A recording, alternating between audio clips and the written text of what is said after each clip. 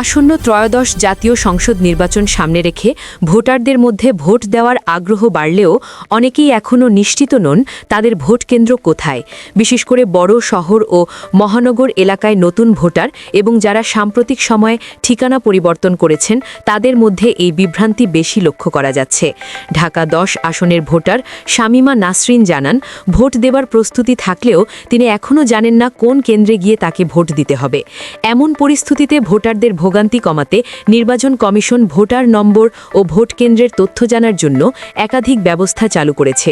কমিশনের পক্ষ থেকে জানানো হয়েছে, আসন্ন জাতীয় সংসদ নির্বাচন এবং একই সঙ্গে অনুষ্ঠিতব্য গণভোটে ভোটারদের নির্বিঘ্ন অংশগ্রহণ নিশ্চিত করতেই এসব উদ্যোগ নেওয়া হয়েছে।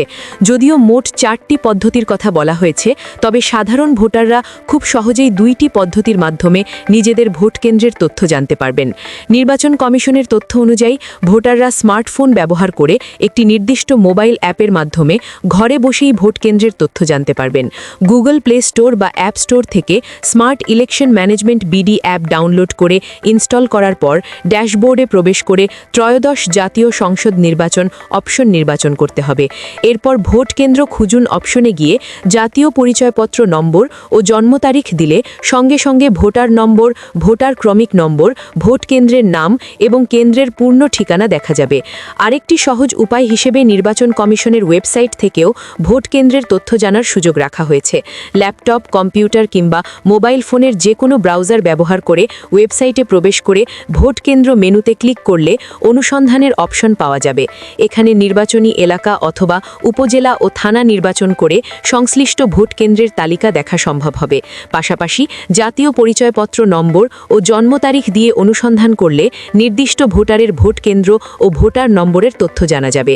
ওয়েবসাইটে ভোট কেন্দ্রের অবস্থান সরাসরি গুগল ম্যাপে দেখার সুবিধা থাকায় ভোটাররা আগেভাগেই ভোট কেন্দ্র কত দূরে, কোন পথে গেলে সহজ হবে এবং কিভাবে সেখানে পৌঁছতে হবে সে বিষয়ে পরিষ্কার ধারণা নিতে পারবেন।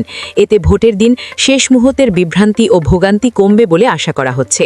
আগামী 12 ফেব্রুয়ারি ত্রয়োদশ জাতীয় সংসদ নির্বাচন এবং জুলাই জাতীয় সনদ বাস্তবায়ন বিষয়ে গণভোটে অনুষ্ঠিত হওয়ার কথা রয়েছে।